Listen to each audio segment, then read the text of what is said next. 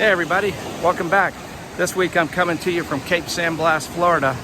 I took a week off from the farm, came down here to take a little bit of break.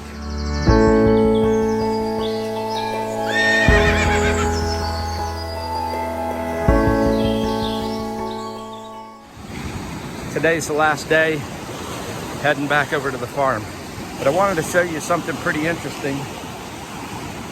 This part of Florida, the Loggerhead turtles and the green sea turtles come up to lay their nests on the beach here. The turtle nesting season runs from May through October, so they're still laying. They had 3 new nests last night. They've got 157 Loggerhead nests and 21 green turtle nests. Last year they only had 8 green turtle nests, and the green turtles are considered rare, not endangered I don't think, but just rare. So last year they had 8 nests, the year before that they had 3, and this year they've got 21. This is one of the nests here. This is what happens. The turtles come up out of the ocean. They come up and they dig a hole, and then the turtle patrol comes around every morning and they can see the turtle tracks where they came up out of the water, and depending on the pattern of the turtle tracks, they can tell if it was a loggerhead or a green turtle. And then what they'll do is they'll mark it out, stake it out. They'll put a piece of wire over the top of it to keep anybody from digging it out, like a raccoon or anything. They put a number on it and they log that into their computer. And then they'll mark it with a do not disturb, and then you can even adopt a nest. That's the house I'm staying in right there. When I got here last week, this was the turtle nest that was directly in front of the condo. But midway through the week, there was a nest right here. You can kind of see where the sand is disturbed. This morning, I saw a group of ladies out there at that nest, so I came out there to investigate. And what they told me was that nest had hatched 72 hours ago. They missed it on their morning patrols that a turtle had come up and laid a nest. So they had no idea that nest was there.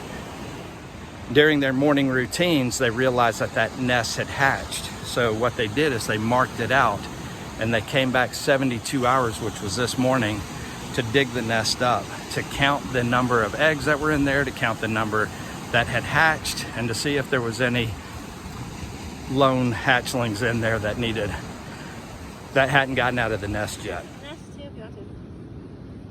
I will send you the video of my lone survivor. Yeah. So these are eggs that didn't hatch or weren't fertilized. The hatchlings are born with an egg tooth that allows them to cut the shell.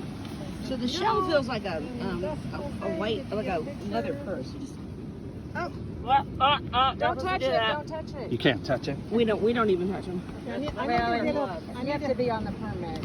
Okay, we didn't say, don't put that on Facebook. Is that, what do you have them like in tens? Is that what you have? Yeah.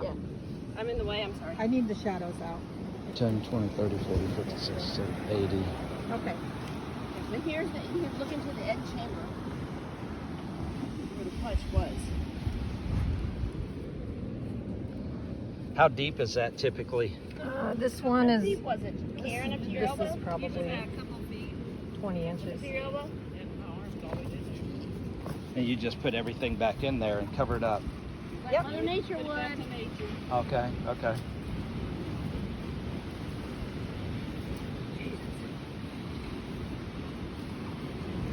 Looking back.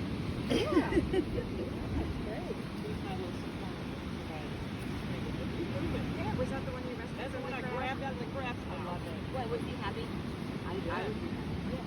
Now what do y'all do in your computer on this nest? You log it as hatched? Yeah.